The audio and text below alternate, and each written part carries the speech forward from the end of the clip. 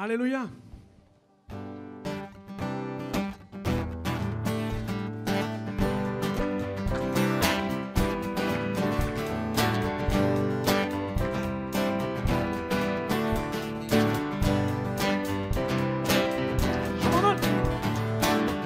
J'abandonne les tristesses, j'abandonne ma honte et je les échange pour la joie du Seigneur. J'abandonne les souffrances, j'abandonne mes peines et je les échange pour la joie du Seigneur. Avec nous, le Seigneur. Je veux, Seigneur, te dire oui. Je veux, Seigneur, te dire oui.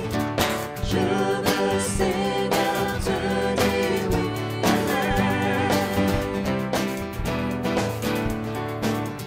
J'abandonne mes tristesses, j'abandonne ma honte et je les échange pour la joie du Seigneur.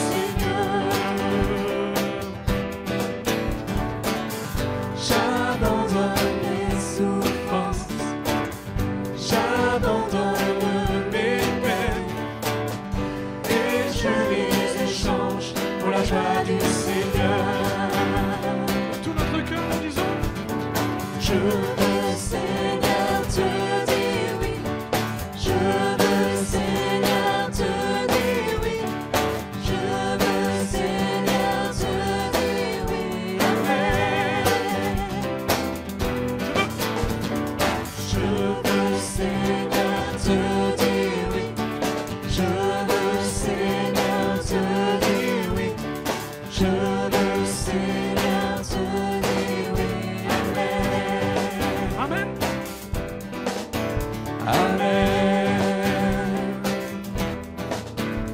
Amen. Amen.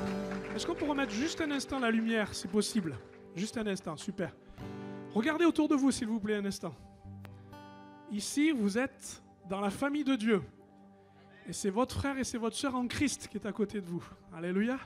Et c'est avec eux que vous allez louer Dieu. Et ils vont vivre au milieu de nous, là, tous ensemble, on va vivre un certain miracle. C'est votre changement. Eh oui. Parce qu'on va reprendre ce chant et vous allez d'un seul coup vous rendre compte que la tristesse, elle n'est plus devant, mais elle est derrière. Parce que vous louez Dieu. Qu'elle est plus planante au-dessus, mais elle est sous vos pieds.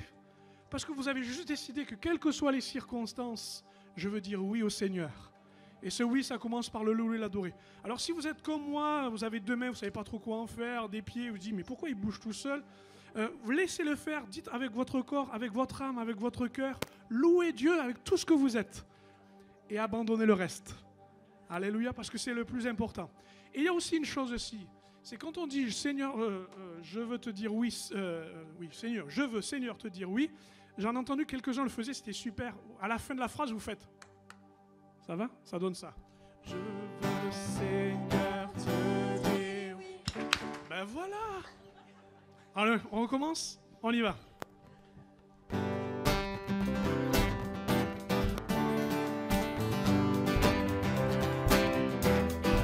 J'abandonne. J'abandonne les tristesses, j'abandonne ma honte et je les échange pour la joie du Seigneur. J'abandonne les souffrances, j'abandonne mes peines et je les échange pour la joie du Seigneur. Ça va être à vous? Je veux, Seigneur, te dire oui. Je veux, Seigneur, te dire oui. Je veux, Seigneur, te dire oui. Amen. J'abandonne une dernière fois? J'abandonne mes tristesses.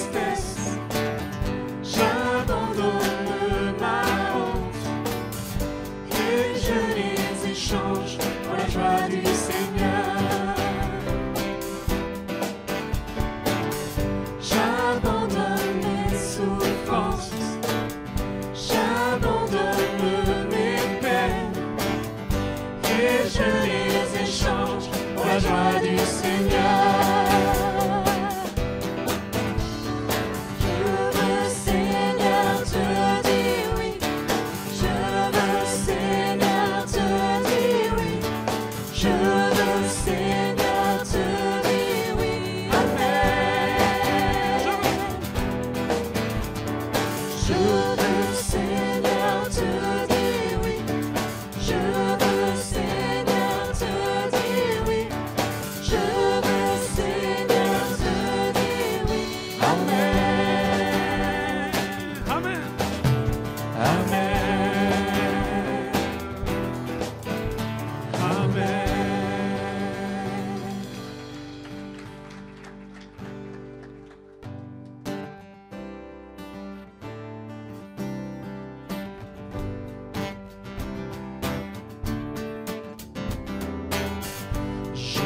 Ton nom éternel,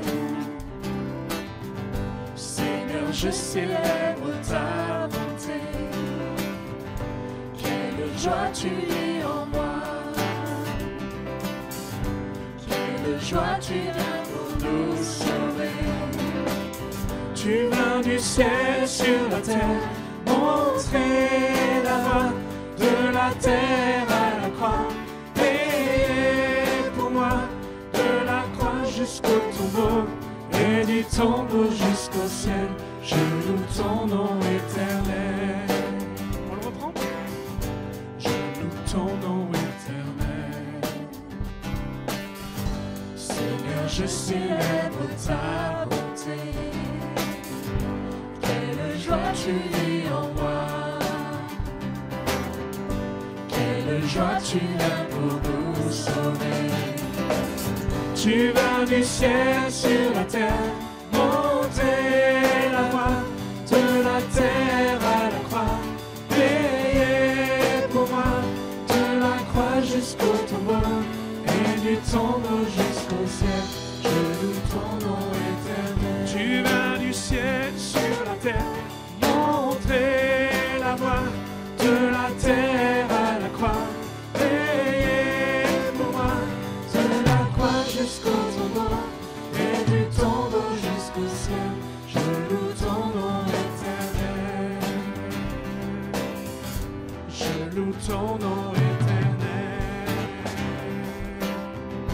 Je loue ton nom éternel.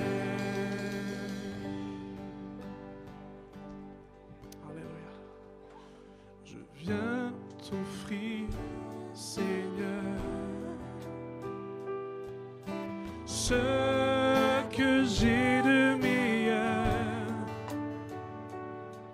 Je viens t'offrir ma vie. Oui, à toi Jésus-Christ. Et même si je suis fragile, et même si c'est difficile, je chanterai gloire à l'Éternel. Je chanterai louange à son nom. Je chanterai Dieu, mon essentiel. Je chanterai en l'honneur de son nom.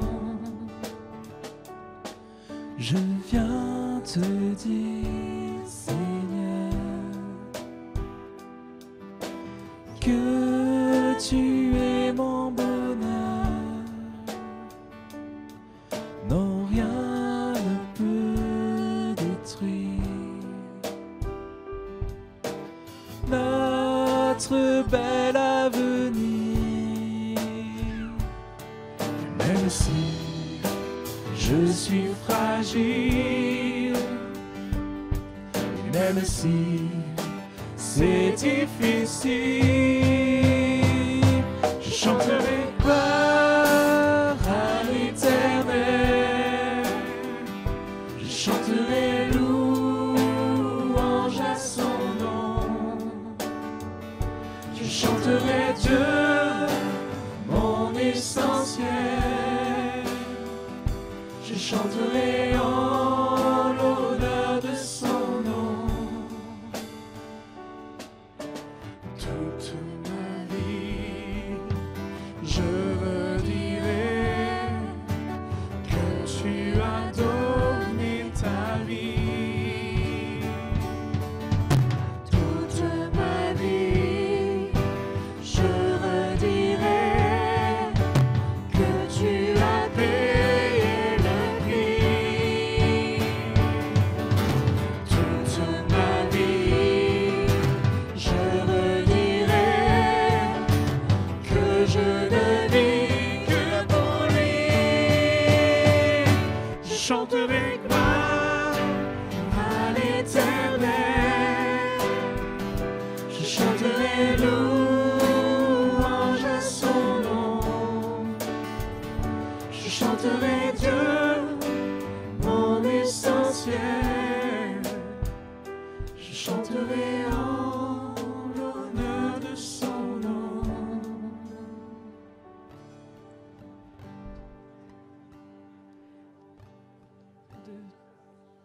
De tout mon cœur, j'offre tout, Seigneur, trouvé en Christ, je vis ton amour à jamais. Tout mon être, par ta grâce, je viens, la plus belle histoire d'amour est en toi, mon sauveur.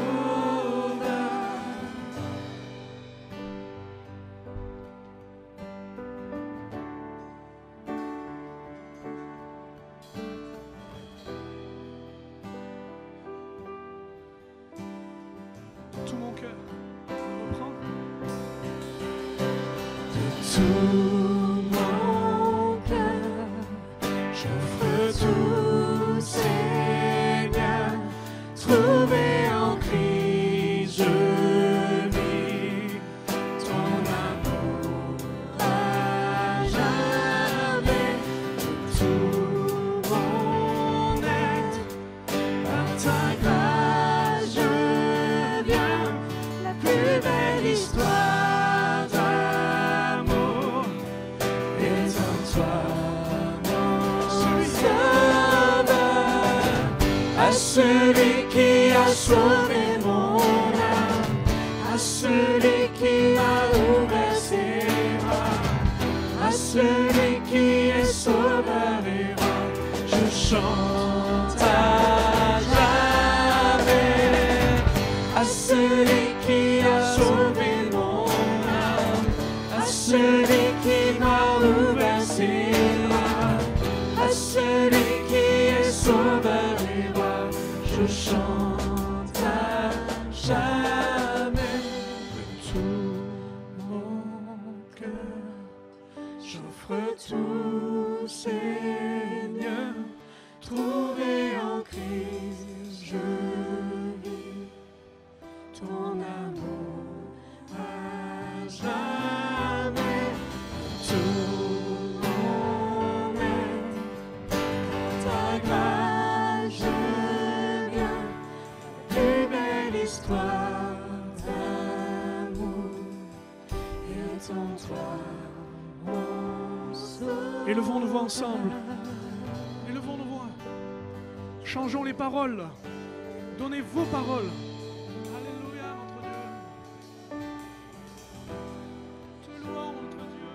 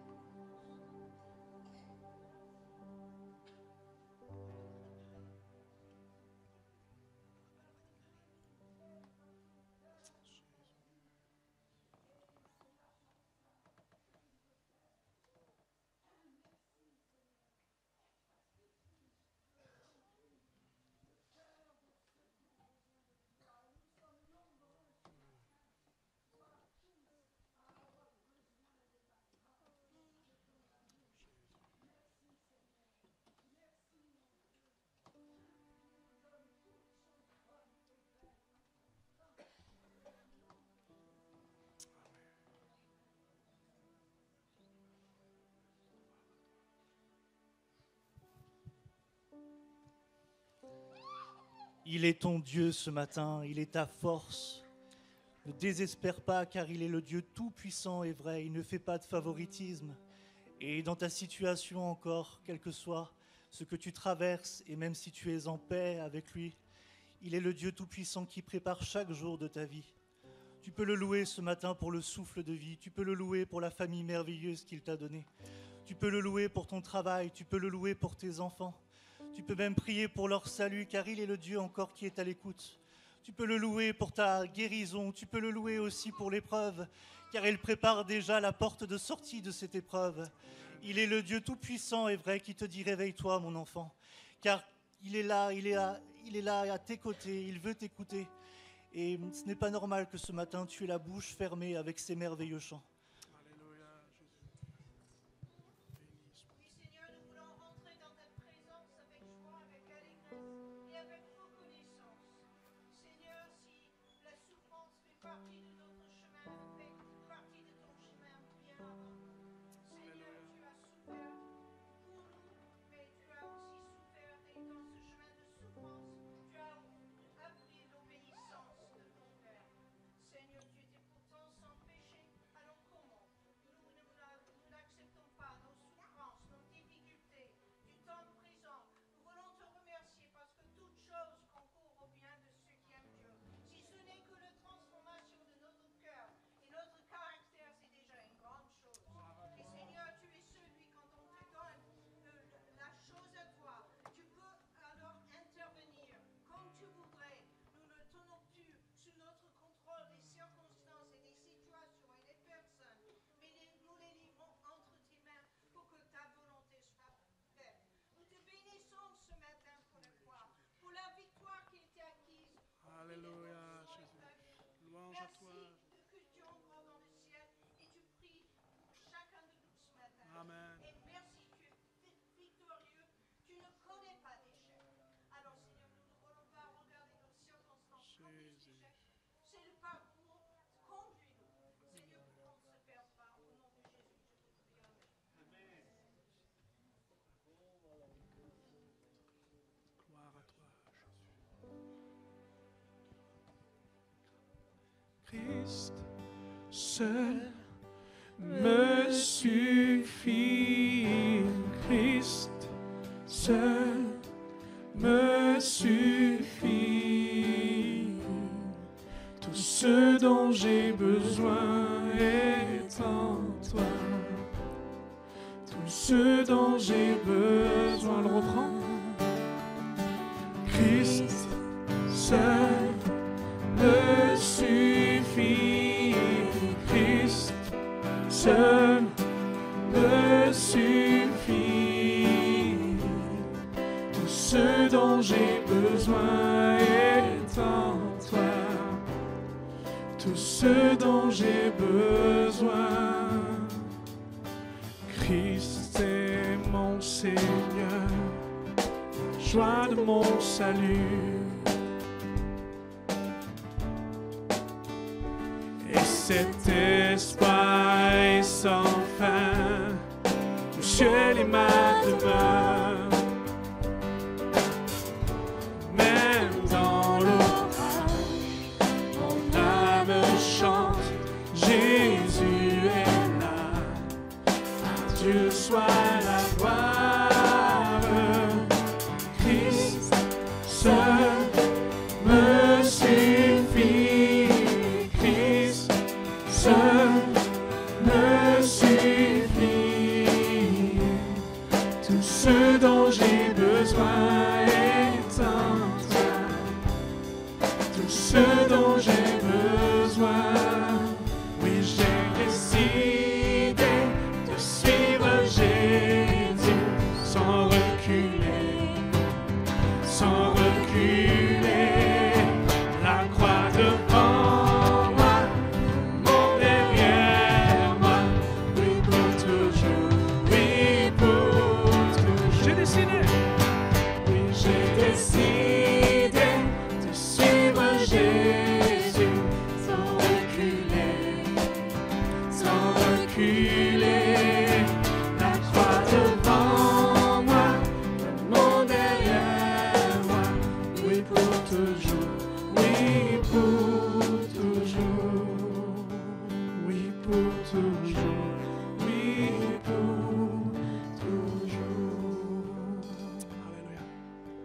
quelques instants encore. Louons le Seigneur. Plusieurs voix, pas l'une après les autres, mais les unes avec les autres. Puissions louer Dieu quelques instants. Rappelons que nous avons décidé de le faire pour lui. Alléluia. Béni sois-tu, Jésus. Gloire à toi.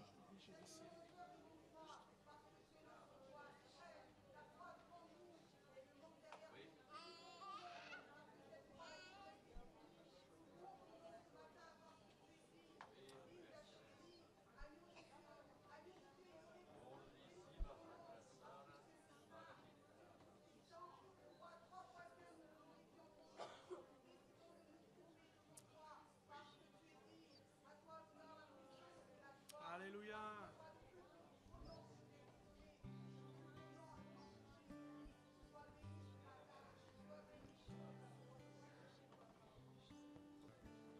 La plénitude de l'amour de Dieu a été déversée sur toi, Seigneur Jésus. C'est pourquoi nous pouvons chanter avec bonheur. Seul Christ me suffit. Amen. Parce que à la croix du Calvaire, Seul. seul tu as donné ta vie pour nous. À la croix du Calvaire, seul tu as pu dire tout est accompli. Amen. Dans le tombeau seul tu t'es trouvé. Et tu as expié. Mais seul tu es ressuscité. Le premier des vivants. Et aujourd'hui, seul tu as été celui qui est ressuscité. Et qui est assis à la droite de Dieu le Père. Sur le trône éternel. Tout là-haut. Et seul tu es celui qui va revenir. Pour nous appeler. Pour nous emmener avec toi. Pour nous faire bénéficier de cet amour merveilleux que Dieu t'a donné et qu'en retour, tu nous as répandu dans nos vies, dans nos cœurs. Et ce matin, dans la communion avec toi, avec l'assistance de ton Esprit, Père, au nom de Jésus, nous sommes venus pour te glorifier, pour t'adorer et te dire toute notre reconnaissance. Amen. Jésus seul, tu as pu toute Merci, réaliser. Jésus. La volonté de Dieu, celle de nous sauver pleinement. À ton nom toute la gloire. Amen. Alléluia. On est heureux de prendre ce moment pour Dieu, ensemble, et de lever nos voix les uns et les autres. En quelques instants, nous allons pouvoir entendre la parole de Dieu. Nous sommes heureux d'accueillir le couple pastoral venant de Montélimar, Jean-Luc Richard, Daniel et leur fille aussi. On est vraiment heureux et dans quelques instants, notre frère va pouvoir exprimer le conseil de Dieu. Je vous propose qu'on prenne juste avant de pouvoir l'entendre, ce dernier passage qui dit « Oui, j'ai décidé de suivre Jésus sans reculer ». Alléluia. C'est dangereux de marcher en reculant.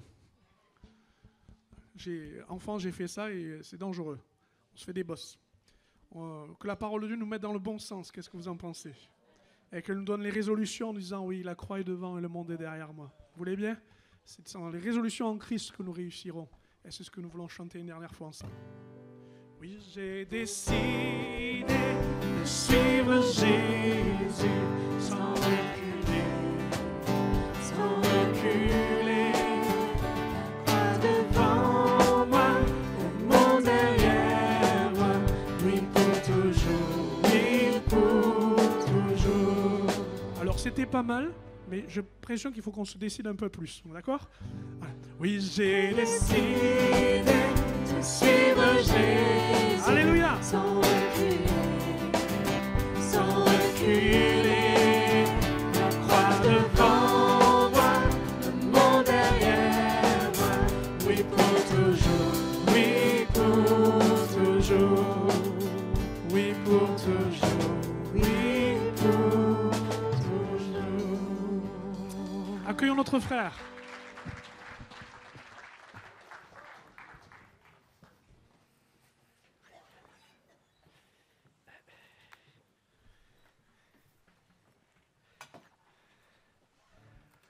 Voilà, bonjour à chacun. Très heureux ce matin d'être ici, dans ce lieu, pour louer le Seigneur.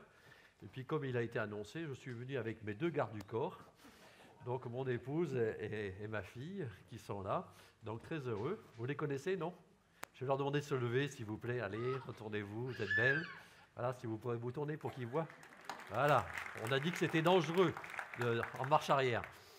Voilà. Et puis, je voulais aussi vous transmettre toutes les salutations de l'église de Montélimar et puis du pasteur qui est avec moi, donc le pasteur Sylvain Hart. Donc, voilà, c'est toutes ces bonnes intentions et que le Seigneur puisse vous bénir aussi les uns et les autres. Très heureux aussi d'avoir reçu l'invitation donc, de Nicolas. Nicolas, ça fait des années qu'on se connaît. Oula, oui, on commence à vieillir. Hein. Voilà, c'est un ami que j'aime beaucoup dans le ministère, très sérieux et puis porter de bons conseils.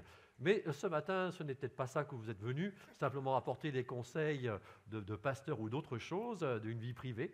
Mais j'aimerais vous apporter, selon la grâce de Dieu, bien sûr, qui m'est permise ce matin, avec un temps qui m'est donné aussi, voilà, de vous apporter le conseil de Dieu. Et le thème de ce matin qui m'a interpellé tout de suite en début de semaine, c'est la soif de grandir. Je ne sais pas si vous avez soif de grandir.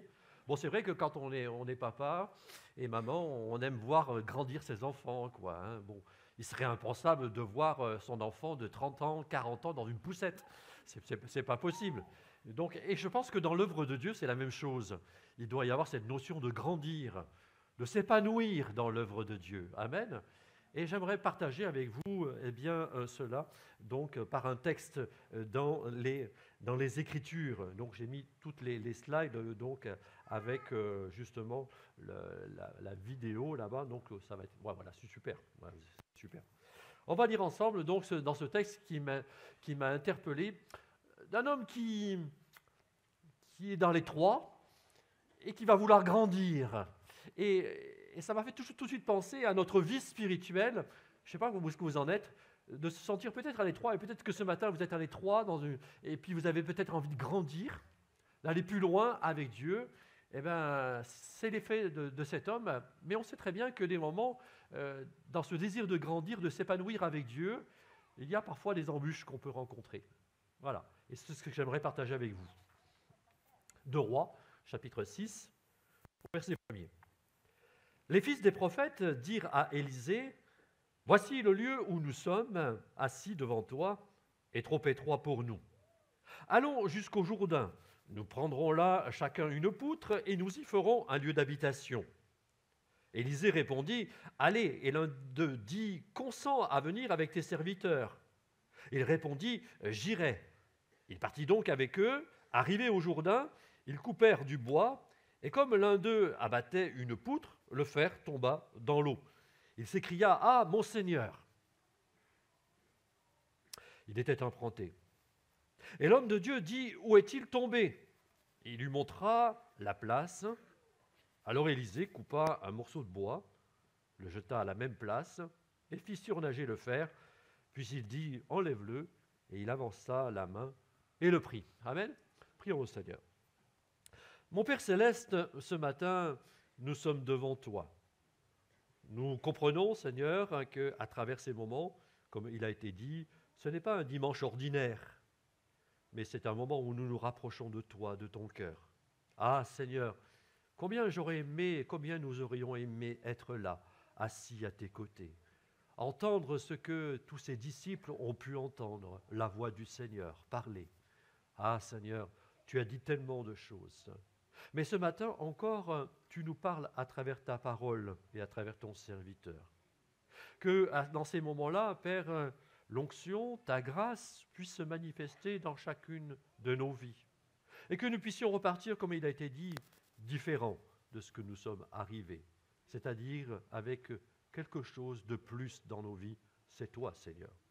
Alors ce matin, viens nous encourager à persévérer dans ce désir de grandir dans la foi, dans cette intimité avec toi. Et nous te prions ce matin vraiment de te manifester au milieu de nous, Père, dans le nom du Seigneur Jésus. Amen. Alors, la Bible, elle consigne beaucoup de choses, beaucoup de versets, beaucoup de paroles qui viennent de la bouche de Dieu, qui sont là inscrites comme ce texte. Et ce texte-là, il n'est pas là par hasard, ou pour combler un trou, pour occuper des pages et des versets, mais il est là ce matin pour nous, eh bien, même après des milliers d'années, peut-être pour nous parler, pour nous avertir, peut-être nous exhorter, nous reprendre sur une situation propre de notre propre vie aussi. Mais en tout cas, Dieu est là. Et je suis conscient qu'à travers ce texte, eh bien, Dieu veut nous parler à chacun et à chacune. Amen. Et mon désir, comme le désir de vos pasteurs, c'est que nous puissions tous grandir dans la foi et dans l'intimité avec Dieu. Et ce texte nous parle de cette prise de conscience. Ils étaient plusieurs, le texte nous dit, plusieurs où ils étaient dans ce lieu de rassemblement où il était trop étroit. Et là, à ce moment-là, il y a une mobilisation générale. L'Église se rassemble, l'Église dit, eh bien, il faut qu'on fasse quelque chose, qu'on puisse agrandir ce lieu où nous nous trouvons. Mais ce texte, au-delà d'un projet de construction, d'agrandissement, il fait aussi référence à notre propre vie spirituelle. Ce désir de grandir dans l'intimité avec le Maître. Amen. Est-ce que vous avez ce désir? Je pensais qu'il était un gros désir. Je le répète, est-ce que vous avez ce désir? Ah, d'accord, ok, très bien, vous êtes là ce matin. Ok, très bien. Et ce passage nous révèle que cela doit être notre désir permanent de grandir avec Dieu. C'est vrai, quand on connaît le Seigneur dans les débuts, on est tout frais, voilà, ça y est, on est motivé, encouragé, tout ça, et on fait de belles promesses, eh bien, lors du baptême, et après, peut-être que si on se laisse aller, eh bien, tout de suite, eh bien, on se rend compte qu'il faut aller chercher chaque jour cette intimité auprès du Seigneur. Mais rappelons-nous que ce que dit l'Esprit à l'église d'Éphèse, dans Apocalypse chapitre 2. Apocalypse chapitre 2, voici ce qui est dit ici.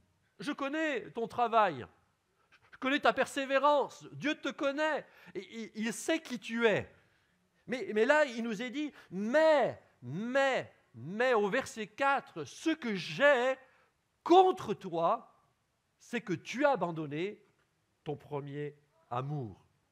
Littéralement, on pourrait dire ce que le Seigneur, peut-être, il veut nous parler à chacun, ce que j'ai contre toi, même si tu travailles, même si tu es persévérant, mais ce que j'ai contre toi, c'est que tu as abandonné ton intimité avec moi. Ce que tu as abandonné, c'est ta relation avec moi. Oui, c'est vrai que tu fais des belles choses, c'est vrai que tu es persévérant, c'est vrai que tu es là tous les dimanches, même dans la semaine, c'est vrai que tu œuvres pour Dieu, c'est vrai même que tu as un service particulier dans l'Église, mais ce que j'ai contre toi, écoutez la voix de l'Esprit, mais ce que j'ai contre toi, c'est que tu as abandonné cette intimité avec moi. Tu n'es plus comme avant. Et c'est peut-être ton problème ce matin. Peut-être dans la vie de plusieurs, tu es là, mais tu n'as plus cette relation, cette intimité. J'oserais même dire, si vous permettez l'expression, on est un peu comme des religieux. On est là. On travaille, on œuvre, mais la soif de Dieu, il n'y a plus rien qui vibre. Il n'y a plus rien qui vibre.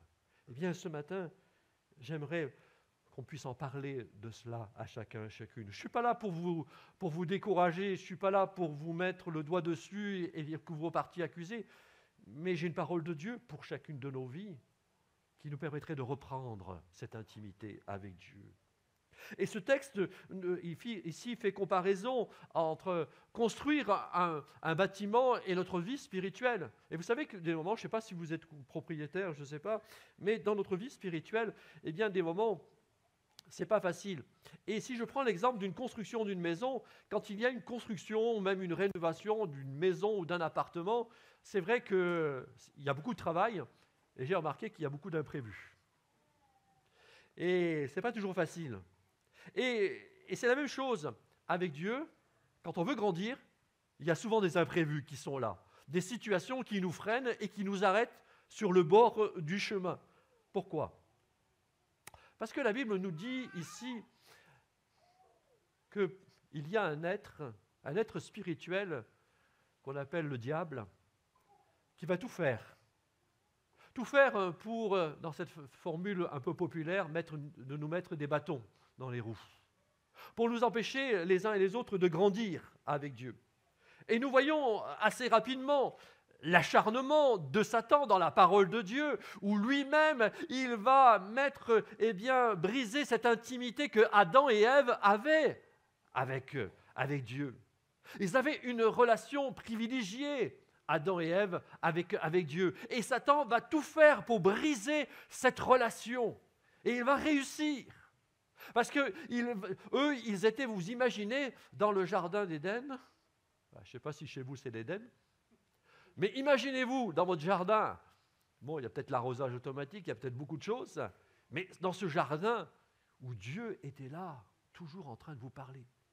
Un face-à-face avec Dieu, vous imaginez? Aujourd'hui, vous aurez dit ça à Adam, mais tu parlais avec Dieu? Oui, je parlais avec Dieu, quoi. Aujourd'hui, tu parles avec Dieu. Wow, c'est génial. Et parfois, des moments, la routine, dans notre vie spirituelle, laisse une porte, une route, une avenue où le diable va agir pour briser cette relation avec nos vies. Et là, ce qui est tragique dans l'histoire de Adam et Ève, c'est que non seulement ils vont perdre leur intimité, leur relation avec Dieu, mais la Bible nous dit que, je l'imagine, que tous les deux, ils ont péché, bien sûr, mais il y avait cette forme de culpabilité. Ouais, mais tu t'imagines, Ève, c'est à cause de toi que j'ai perdu ma relation avec Dieu. Oui, mais toi aussi, tu n'avais qu'à dire quelque chose aussi. J'ai perdu ma relation, mais toi aussi, tu l'as perdue. Ah oui, le texte nous dira même qu'un petit peu plus loin, qu'ils ont été chassés de l'Éden. Ils ont été chassés de la présence de Dieu. Je voudrais ouvrir une petite parenthèse et vite la fermer. Lorsque nous sommes dans le péché, nous ne sommes plus en communion avec Dieu. Dieu est toujours présent. Mais ma relation avec Dieu, elle est coupée. Elle est coupée. Il y a comme quelque chose qui m'empêche justement de pouvoir aller plus loin, parce que c'est le péché. Et si c'est le cas, mon frère, ma sœur, mon ami, il faut vite régler ce problème afin de reprendre la relation avec Dieu. Mais ce matin, je voudrais vous laisser comme vérité centrale dans mon message pour vous, pour chacune de nos vies, c'est que la puissance de Dieu, la puissance de la croix nous permet de retrouver cette intimité avec Dieu. Amen. Il n'y a que la puissance de la croix. Et c'est ce que j'aimerais voir dans ce texte avec vous. Et à la question ce matin qu'on pourrait se poser les uns les autres, mais comment reprendre mon intimité avec Dieu, dans ma relation personnelle avec lui? Comment faire?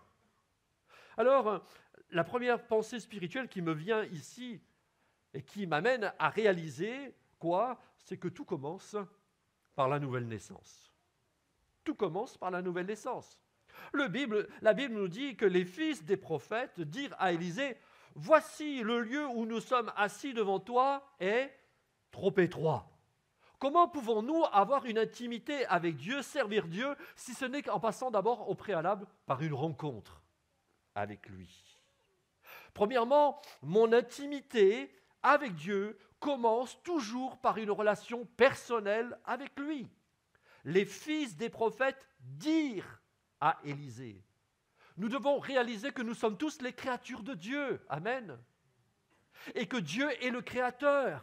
Il est l'image de ce prophète Élisée qui est là. Et même s'il est un type de Christ, mais là, il est dans ce texte, l'image de Dieu. Et nous sommes ses créatures. Et Dieu veut rentrer en relation avec ses créatures. C'est son désir permanent. Et la parole que nous vous annonçons tous les dimanches, la semaine aussi, c'est ce désir de la part de Dieu de reprendre connexion avec chacun de nos vies. Amen. Oui, dans ce texte, il est dit: les fils des prophètes dirent à Élisée. Ne serait-il pas l'image de la prière, ça? Cette image, cette relation. Bien sûr que si nous voulons avoir une intimité avec Dieu, il faudrait peut-être réenclencher ou peut-être découvrir ou peut-être redécouvrir à nouveau la prière, l'activité. Dieu nous attend les uns et les autres. Dieu veut avoir cet échange avec nous. Oui, c'est possible d'avoir contact avec Dieu par l'œuvre de Jésus-Christ. Jésus-Christ, il a été envoyé justement pour réparer cette cassure qu'il y a eu entre Dieu et nous. Et c'est son œuvre à la croix qui nous réconcilie avec Dieu. Amen. Uniquement. D'ailleurs, 2 Corinthiens chapitre 5, verset 20, nous dit, et ça c'est ma prière, et on voit l'instance de l'apôtre Paul lorsqu'il est dans ce moment-là, et c'est ma prière, mais c'est la prière aussi de vos pasteurs, nous vous en supplions. Au nom de Jésus-Christ, soyez réconciliés avec Dieu. Nous vous en supplions. On n'a rien à gagner en disant cela. Mais nous faisons simplement vous avertir et vous dire, attention, la vie est courte. Et elle est suivie de plusieurs embûches. Alors, au lieu de perdre ton âme, si tu aimes ton âme, donne-lui une destinée, le ciel. C'est ça. Alors nous vous en supplions. Soyez réconciliés avec Dieu. Reprenez cette relation avec Dieu, reprenez cette intimité avec Dieu. Nous vous en supplions parce que c'est le ciel qui vous attend. Amen. Là, j'ai marqué Amen, je me suis dit, tiens, ils vont dire Amen. Merci. Mon intimité passe par une relation personnelle avec Dieu, mais aussi, deuxièmement, par un engagement personnel. Ce n'est pas toujours les autres à faire, mais c'est à moi. Il est dit, allons au Jourdain. Le Jourdain symbolise ici le changement de notre ancienne vie avec la nouvelle vie. C'est la vie spirituelle qui doit impacter ma vie et non la vie charnelle, humaine. Allons jusqu'au Jourdain. Ne serait-il pas ici l'image d'une invitation, les uns et les autres, d'un engagement public, qui est le premier engagement public, c'est le baptême. Cet engagement que nous attendons tous les uns et les autres. D'ailleurs, la Bible nous dit que Jésus lui-même a été baptisé dans le Jourdain. Le baptême, c'est un engagement personnel devant Dieu et puis devant les hommes, qu'il s'est passé quelque chose, que je m'engage définitivement, c'est vrai, à marcher avec Dieu. Mais il y a eu un changement de vie, mais n'oublions jamais, mes frères et sœurs, peu importe les années, 10 ans, 20 ans, 30 ans, 40 ans et plus, avec Dieu, n'oublions jamais d'où nous sommes sortis, du Jourdain. N'oublions jamais, jamais, du Jourdain. Bien sûr que le baptême nous introduit dans l'Église. L'Église, c'est la famille de Dieu, où nous sommes tous réunis. Amen. Ouh, j'ai eu peur. Et l'Église est différente parce qu'elle est composée avec des hommes et des femmes différents. C'est vrai que vous êtes différents, oui ou non? Eh oui, une chrétienne qui me disait, pasteur, dans l'Église, il y a des problèmes dans l'Église. Ah ben, je lui dis, écoutez, ma sœur, vous avez eu des frères et des sœurs? Oui. Je lui dis, et quand vous étiez enfant, ça se passait comment? Ah ben, il y avait des bagarres. Je lui dis, oui, d'accord. Mais du coup, vous vous aimez, oui ou non? Ah mais bien sûr. Ben, je lui dis, voilà, c'est l'Église. C'est ça. Paf, on se chiffonne. Mais finalement, on s'aime bien, oui ou non? Et regardez, ici, on est là, on est bien ensemble. Il y a comme une atmosphère, on aime bien d'être dans la famille de Dieu. Et puis dès qu'on sort, déjà, c'est déjà différent, déjà. On aime bien être ensemble. Et quand on est dans la présence de Dieu, dans son intimité, on est bien aussi. Alors ne nous privons pas de toutes ces choses-là. Mais si ma relation et mon intimité avec Dieu, elle est conditionnée aussi surtout par des actions. des actions de ma part. Et là, cet homme, lui, il est dans le service.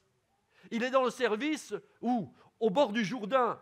Et la hache, elle est avec une hache, elle est composée d'un manche, comme vous savez, bien sûr, ça vous devez le savoir, une hache avec un manche en bois et puis un fer pour découper. Et ce manche qu'il y a là, où se posent les mains, ça me fait penser un peu, vous savez, à la volonté, le désir. Et ce matin, vous avez peut-être la volonté, le désir de rentrer dans l'intimité de Dieu. Et ça, c'est une bonne chose. Mais une hache, un manche en bois, c'est bien, mais ce n'est pas suffisant. Il faut le faire. Et le faire nous fait rappeler étrangement la présence de Dieu. On pourrait l'appeler l'onction de Dieu. Et dans ma vie, et dans ma relation, et dans ma marche chrétienne, il est bon d'avoir la volonté, mais il est bon aussi d'avoir l'Esprit de Dieu avec soi qui m'accompagne. Et le faire, la volonté, le désir, le service, et tout ce que je peux faire pour Dieu dans ma recherche personnelle, et même dans mon intimité avec Dieu, s'il n'y a que le vouloir, c'est bien, mais ce n'est pas suffisant. Mais s'il y a la présence de Dieu, mais s'il y a l'onction, alors ça fait tout à fait la différence. Et si le fer, il est là, et qu'il est bien aiguisé, et que la présence de Dieu, elle est bien alignée avec notre volonté personnelle, alors à ce moment-là, on va pouvoir tailler, on va pouvoir prendre des décisions radicales entre ma vieille nature et ma nouvelle nature. Entre des choix personnels, dans mes combats personnels, dans ma vie de tous les jours, la volonté, elle ne suffit pas, mais le faire fait la différence. Le faire fait la différence. L'onction de Dieu fait la différence dans ma vie spirituelle et dans mon service. Dieu a donné à chacun de ses enfants une hache. Un talent, un don pour accomplir le service de Dieu. Et la Bible nous dit ici, les fils des prophètes, dans ce texte que nous avons lu, dirent à Élisée, « Voici le lieu où nous sommes assis, devant toi est trop étroit pour nous. » Il y a un constat qui est fait, une prise de conscience de l'œuvre de Dieu. Et ils ne sont pas dans la critique et même dans le questionnement, mais ils sont là, mais finalement, mais qu'est-ce qu'on peut faire tout cela? Et là, il nous est dit ici, allons au Jourdain. Allons au Jourdain, allons auprès de Dieu, allons vers le feu de notre premier amour. Seigneur, je te donne toute ma vie. Et le pasteur, oui, jusqu'au bout, jusqu'à la mort, un cri de guerrier, et qu'il y a quoi. Et aujourd'hui, est-ce que c'est le cas? Oh, il s'en est passé des années. Tu verras, quand tu auras mon âge, ça changera. Mais non! Ça ne doit jamais changer, mais au contraire, toujours aller de l'avant. Amen. Et là, nous devons réaliser que, pour être dans cette intimité avec Dieu, dans cette relation avec Dieu, il faut toujours aller au Jourdain. Toujours. Nous prendrons là chacun une poutre et nous y ferons, un lieu d'habitation. Mes frères et mes sœurs, ce matin, nous devons réaliser, c'est que dans l'œuvre de Dieu, ce qui doit nous animer, c'est toujours l'amour, l'humilité et la soumission les uns avec les autres. C'est toujours ça. Élisée, qui ici est un type de Christ, ici, il va dire, il va répondre ici, allez. Et l'un d'eux dit, mais consens à venir avec tes serviteurs. Et là, Élisée, il dit, j'irai. C'est merveilleux parce que l'échange entre Élisée et les prophètes, c'est toujours l'image de la prière. Il y a une relation. Une relation. Et moi, ce que j'aime ici, c'est que la prière, ce n'est pas simplement parler, mais il y a un dialogue. Et bien sûr, si vous êtes toujours en train de prier, et que vous avez fini, que vous repartez, Dieu va dire, je voulais te dire, c'est trop tard. Et il y a cette relation. parlez, faites silence, laissez écouter Dieu, et puis parler, et ainsi de suite. C'est ça un dialogue. Moi, si je faisais que parler, mon épouse elle me dit, je peux quand même dire quelque chose quand même. Ce que je retiens ici, mes frères et sœurs, consent à venir avec tes serviteurs, il répondit, j'irai. Non seulement c'est l'activité de la prière, mais cela me fait penser une chose, écoutez bien, c'est ce mot consentir. Quand nous prions, quand nous demandons quelque chose de la part de Dieu, il nous faut toujours avoir l'approbation de Dieu. L'approbation de Dieu. Voilà ce qu'il y a, c'est ça. Mais consent à venir. Dans toutes vos décisions personnelles que vous avez propres, dans vos enjeux, même dans le service de Dieu, dans le choix d'un conjoint, ou même dans toutes sortes d'activités de recherche et de prière, demandez toujours l'approbation de Dieu. Seigneur, viens avec moi. Moi, j'ai besoin. J'ai pas besoin d'entendre simplement le « aller », mais ce que j'ai besoin, c'est que tu viennes avec moi. Ce que j'ai besoin, c'est que tu viennes m'accompagner. C'est qu'à travers mes mains, il y a tes mains aussi qui agissent. Et qu'à travers mes oreilles, il y a tes oreilles aussi, Seigneur. Que ce soit à l'extérieur ou même pour l'Église, c'est pareil. Le consentement de Dieu. Mais le texte nous montre assez rapidement, parce que je parle beaucoup, c'est vrai, que dans le texte nous démontre que parfois, l'inexpérimentation peut amener, c'est vrai, des situations difficiles dans la vie de chacun. Et c'est ce qui s'est passé dans la vie de cet homme. Troisièmement, cet homme va connaître des embûches. Et comme l'un d'eux abattait une poutre, le fer tomba dans l'eau. Et il s'écria, « Ah, mon Seigneur !» Il était emprunté.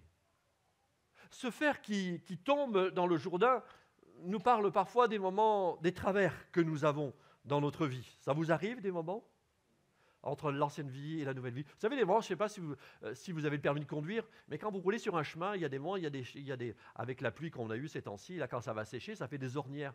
Et puis vous roulez, et puis hop, la voiture, elle repart des moments. Et puis des moments, vous avez une situation, des moments, hop, c'est des choses de l'ancienne, des moments. Ou alors votre époux, votre épouse, ah, ça c'était avant ça. Hein.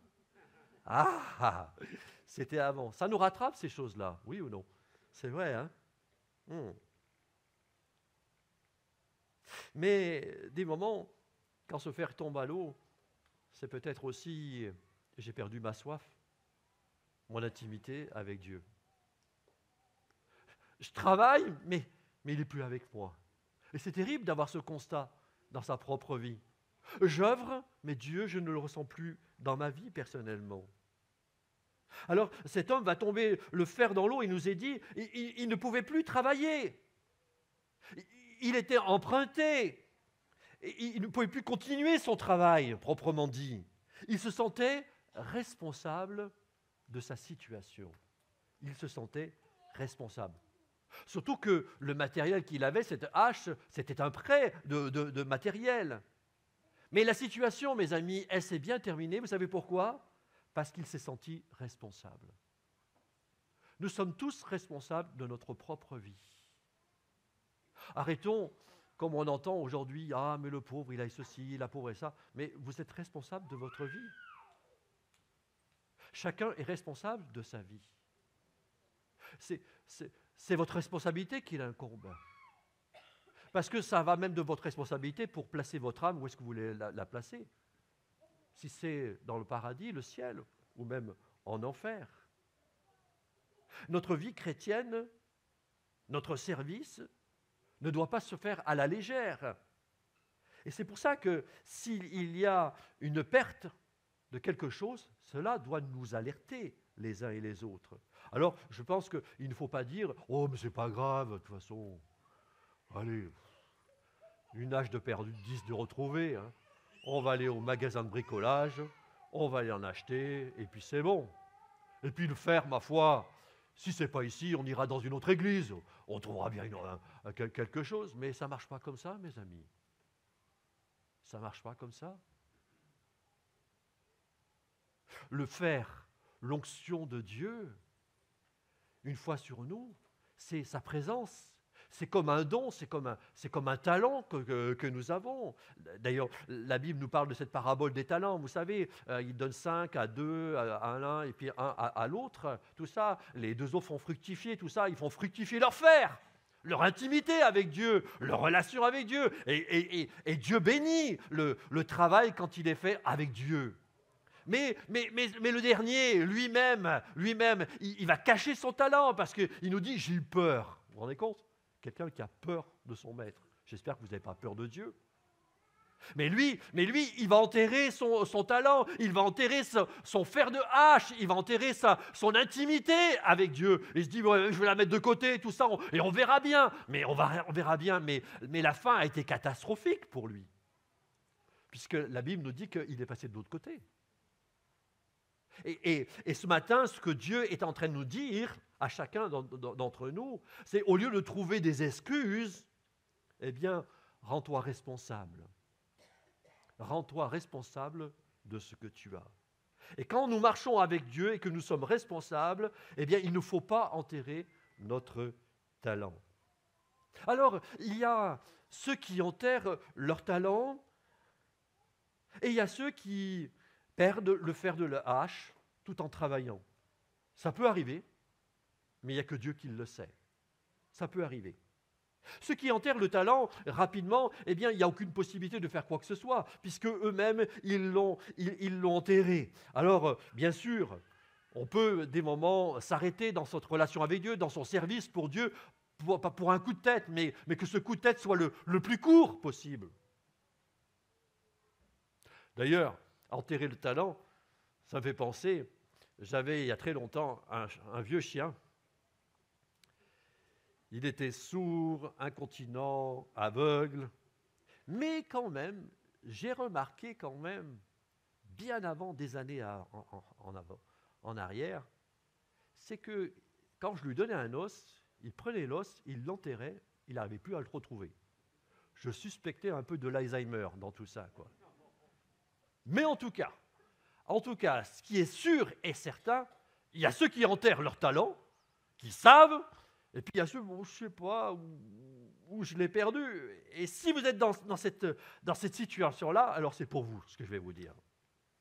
Parce que ceux qui perdent leur outil, leur instrument efficace, l'onction, la présence de Dieu, et cela peut être bien cet outil, cette présence de Dieu, ça peut être la confiance en Dieu, ça peut être la foi, ça peut être leur service, leur travail, même leur santé ou même la paix. Et ça peut être beaucoup de choses.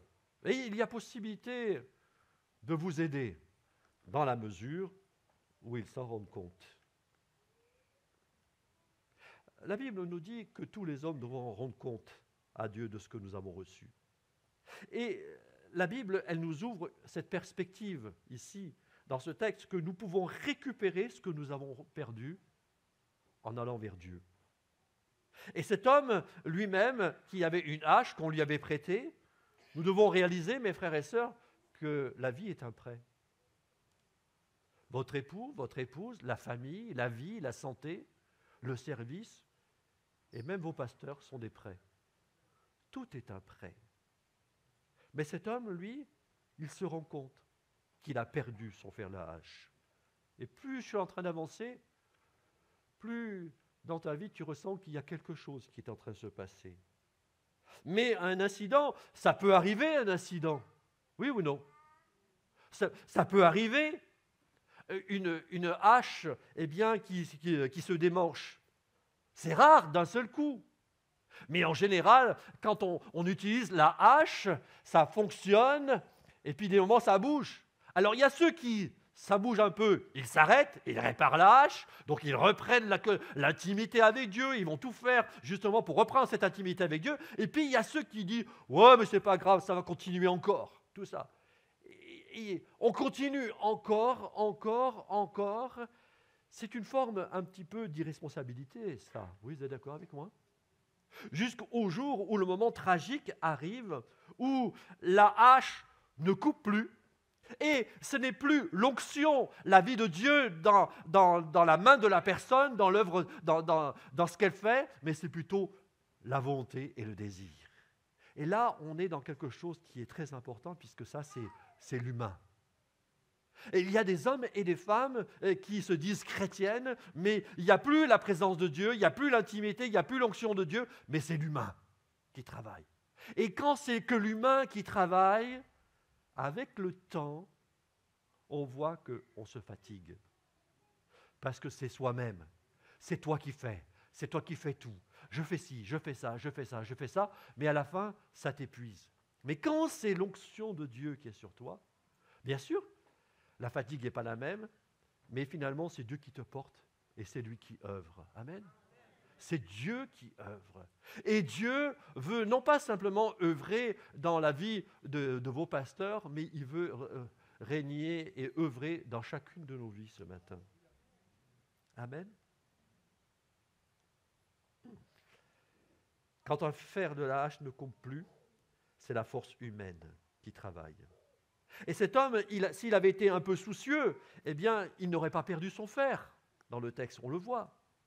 Ce qui nous prouve que parfois, la négligence, la légèreté, contribuent à ce que nous perdions de ce que nous avons reçu du Seigneur.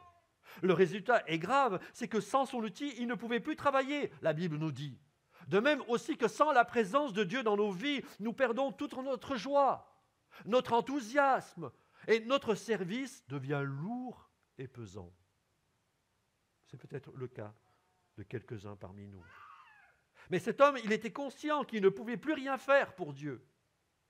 Il était conscient. Et êtes-vous dans la même démarche ce matin d'avoir pris conscience, d'avoir perdu votre outil, votre intimité, votre relation avec Dieu?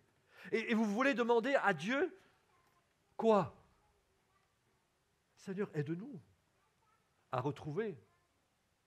Aide-nous à retrouver cette intimité avec toi. D'ailleurs, David va même dire dans le psaume 51, au verset 3, « Ne me retire pas le Saint-Esprit ». D'où l'importance pour un roi, mais aussi bien pour chacun d'entre nous. Bien sûr que ce matin, eh bien, on aurait pu faire venir des gens très intellectuels en train de vous parler ce matin, mais ils auraient pu vous faire un cours magistral sur beaucoup de choses, sur la foi chrétienne, sur le protestantisme. Ah, c'est bien, qu'est-ce qu'il parle bien? Ah, super. Oui, mais ce n'est pas ça qui touche les cœurs. Ce qui touche les cœurs et pas le cerveau, c'est Dieu. C'est l'action de Dieu, c'est le Saint-Esprit. Et nous avons besoin urgemment de revenir vers lui, de revenir vers lui. Ne me retire pas le Saint-Esprit. La prière de ce roi David. Et mes amis, cette histoire nous montre quoi? C'est qu'on ne peut pas la régler de façon humaine, cette histoire.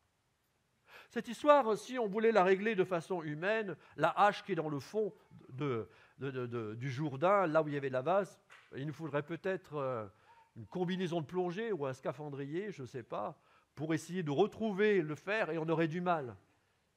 Mais cette situation, il faudrait la régler plutôt spirituellement. Parce que cette histoire nous apprend, mes amis, c'est que nous sommes nés dans le royaume de Dieu, et ce qui est impossible aux hommes est possible à Dieu. Amen. Et là, je devrais entendre un gros amen. Alléluia. Alors, rapidement, quatrièmement, regardons la solution pour récupérer son outil, pour récupérer sa soif, pour récupérer son intimité, sa relation avec Dieu. Il nous est dit au verset 6, l'homme de Dieu dit, où est-il tombé? Il lui montra la place. Alors Élisée coupa un morceau de bois et le jeta à la même place et fit surnager le fer. C'est curieux parce qu'on est toujours dans une formule de la prière.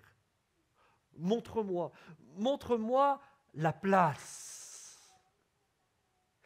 Élisée lui dit, mais ici, montre-moi où tu l'as perdu. Mes frères et mes sœurs, prenons conscience et disons au Seigneur, alors, Voilà, j'ai perdu mon amour, j'ai perdu ma relation, j'ai perdu mon intimité, j'ai perdu mon enthousiasme, ma joie de te servir. Je l'ai perdu, Seigneur. C'est peut-être la prière de peut-être plusieurs, depuis peut-être des semaines et des mois, qui est présente dans votre vie. Et le Seigneur, il te dit de la part d'Élisée, mais où est-ce que tu l'as perdu? C'est là que je l'ai perdu. C'est là. Et est-ce que ce matin, il y aura des hommes et des femmes audacieux, audacieuses, pour dire, c'est là que je suis tombé. Oui, c'est là où je suis tombé dans le péché. C'est là. Il ne suffit pas simplement de tout cacher, mais Dieu est en train de dire, mais où est-ce que tu es tombé? Alors, je vais lui montrer, voilà ma situation, voilà là où j'ai péché, voilà où je suis tombé, voilà où j'ai perdu mon fer, oui, voilà où j'ai perdu ma joie, mon service, ma relation pour toi, elle est au fond. Mais mes amis, ce matin, je voudrais vous dire de la part de Dieu, que si nous confessons nos péchés, il est fidèle, il est juste pour nous pardonner, mais aussi pour nous purifier de toute iniquité. Le pardon et la purification. Alors, nous sommes devant Dieu ce matin. Dieu sait toutes choses. Dieu ne regarde pas l'apparence, mais Dieu regarde au cœur. Et là, dans ce moment-là, on peut confesser sa dureté, ses erreurs devant lui. Et à la croix se trouvait Jésus, le Fils de Dieu. Le Fils de Dieu qui est mort et qui, par sa mort, nous a mis définitivement en relation avec le Père. Amen. C'est incroyable. Élisée régla cette situation dans le texte en prenant un bois et en le jetant dans l'eau. Et le fer de la hache est monté. C'est impossible. Bon, si vous voulez essayer, vous avez peut-être l'air moins ridicule. Essayez ça dans votre baignoire. Ça reste dans l'intimité. Comme ça, vous verrez, quoi. Mais c'est pas possible. C'est pas possible. Mais y a-t-il rien d'impossible venant de la part de Dieu? C'est pas possible. Oui. Ça, vous savez, je ne sais pas si je vous l'ai dit, mais une fois, ça m'a fait penser un peu à cette femme qui s'approchait de Dieu et elle était médecin. Et elle, alors qu'elle me parlait de Dieu, tout ça, et puis elle était branchée, mais beaucoup, Marie, tout ça. J'ai dit, bah, écoutez, elle voulait servir Dieu, faire du violon, tout ça. Je lui dis, oui, c'est très bien, on va apprendre à faire connaissance et tout ça. Et puis je lui dis, puis bon, et puis il faut être baptisé, tout ça, il faut être dans le service, il faut qu'il y ait une rencontre, tout ça. Oui, puis je voyais qu'il y avait un peu de l'opposition, un peu entre elle et moi. Ouh là là, moi je me suis dit, écoutez, on va rester là. Qu'est-ce qu'il faudrait que Dieu fasse pour que vous croyiez en lui? Elle me dit, mais c'est simple, monsieur le pasteur. Moi, je suis médecin. Ça fait 10 ans que je voudrais avoir un enfant. Et vous voyez, ma morphologie ne le permet pas. Alors, si Dieu existe, comme vous dites, et que ce que vous dites est vrai, eh bien, qu'il m'accorde un enfant. Et moi, je ne me suis pas dégonflé, excusez-moi l'expression. Dieu est tout-puissant, amen. Alors, je prie pour elle. Je lui dis, Seigneur, tu vois, ce qu'elle a besoin, c'est de voir ta grâce sur sa vie. Montre-lui que ce que je lui dis, c'est la vérité. Je fais une prière toute simple. 3 semaines environ après, elle m'appelle. Pasteur, je ne comprends pas, je suis enceinte. Ben, je lui dis, mais c'est vrai. Je lui dis, c'est bon ça, il faut se réjouir. Et Dieu fait tellement bien les choses, c'est qu'elle a eu un 2e enfant. Il faut croire. Il faut croire. Et ce bois qui fait remonter le fer, c'est impossible à vue humaine, mais par la foi, c'est possible. Et ce qui nous rachète de notre ancienne vie, de nos péchés, de nos erreurs, le seul qui peut réparer, c'est Jésus-Christ. Et le bois qui est lancé dans le Jourdain, c'est la croix, c'est l'œuvre de Christ qui est plongée dans notre vie. Et Élisée, qui est le type de Christ, qui est là, il dit, eh bien, je te mets le bois de la croix. Est-ce que toi, tu crois que c'était impossible? C'est possible désormais. Et de façon surnaturelle, le bois a contaminé le fer, il est remonté. C'est incroyable. tu peux reprendre ce que tu as perdu. Tout est possible avec Dieu. Amen. La Bible nous dit, Éphésiens chapitre 3, verset 20, « Or, à celui qui peut faire, par la puissance qui agit en nous, infiniment au-delà de ce que nous demandons ou pensons. » Alors, si vous êtes marié, ne demandez pas à un mari, un autre mari ou une autre épouse. Hein. On est bien d'accord. Hein?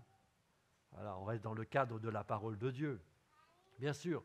Mais il peut faire par la puissance infiniment ce que nous pouvons demander. Et le miracle est possible grâce à la croix. Grâce à la croix. Christ nous a donné sa nature. Et la Bible dit, c'est plus moi qui vis, mais c'est Christ qui vit en moi. Et parce que Christ vit en moi, alors ça m'amène dans ma relation personnelle avec lui. Et puisqu'il vit en moi, j'ai soif de Dieu. Est-ce que le matin, quand tu te lèves, ce matin, quand tu t'es levé, est-ce que quand tu as ouvert les yeux, tu dis « Seigneur, je t'aime, j'ai soif de toi » Ou je dis « Oh, aujourd'hui, on verra bien ». Ma relation avec Dieu est importante. Et Dieu peut faire, ainsi que notre outil, que cette relation que nous avons perdue, nous puissions la retrouver. Amen.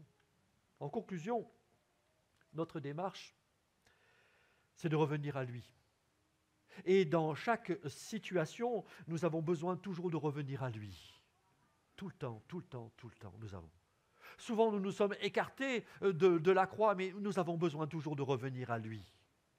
Tu t'écartes du chemin, reviens au Jourdain, reviens à la croix, d'où il t'a sorti.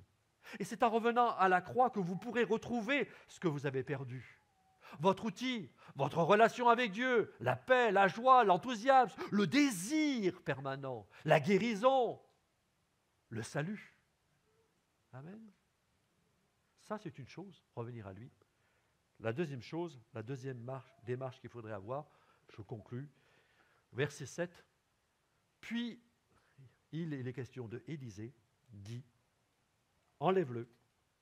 Et il avança la main et le prit. » Ce que je veux dire par là, c'est que non seulement il faut prier, il faut demander à Dieu, c'est là que je suis tombé, là, tu pries, c'est bien de prier, et tant mieux, et c'est une bonne relation avec Dieu. Mais ce qui est important ici dans ce texte qui est final, c'est que l'œuvre de Dieu, toi tu pries, mais c'est l'œuvre de Dieu qui fait le miracle. Mais lorsque le miracle, il revient, il sort, ta situation, elle sort, il ne suffit pas de dire « Ah, qu'est-ce qu'il est beau, qu'est-ce qu'elle est belle cette hache !» Mais il faut la saisir. Et lorsque je saisis, c'est quoi? C'est la foi. Donc, il ne suffit pas simplement d'avoir ce cœur à prier, mais la foi nous pousse aussi à nous saisir de ce que Dieu nous donne. De reprendre cette intimité avec Dieu, de reprendre cette relation, de reprendre cette guérison, ou peut-être même de se dire, eh bien finalement, eh bien j'avais reçu cette guérison, et puis avec le temps ça s'est étiolé, eh bien je reprends cette guérison. Et certains vont même douter de leur salut, eh bien je reprends le salut que Christ a acquis pour moi à la croix de Golgotha. Amen. C'est cette foi, toujours qui est là. La foi en Dieu. Amen. Mes bien-aimés, ce matin, j'aimerais prier pour vous. Et j'aimerais que vraiment, dans cette relation avec Dieu. Alors, je ne suis pas là, vous savez, je ne suis pas là en train de dire que c'est toujours facile. Parce que des moments dans la vie, vous savez, on prend des mauvais plis. Et je me souviens, il y a très longtemps en arrière, je me rappelle, j'avais fait ce qu'il ne faut peut-être pas faire, je te le déconseille, hein, Nicolas. Tu vas savoir pourquoi. Mais j'avais appelé mes enfants dans la chambre et je leur ai dit, dites-moi les enfants, qu'est-ce que vous pensez de papa?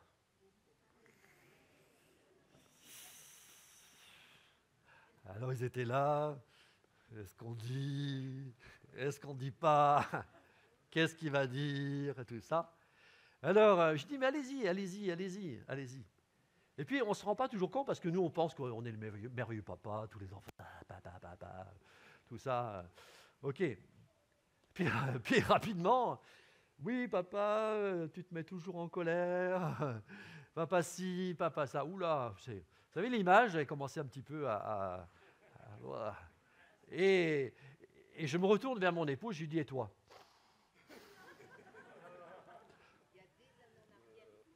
Oui, mais c'est pour ça que j'ai dit il y a des années en arrière. Donc, et je me suis dit, bon, d'accord, ok, voilà.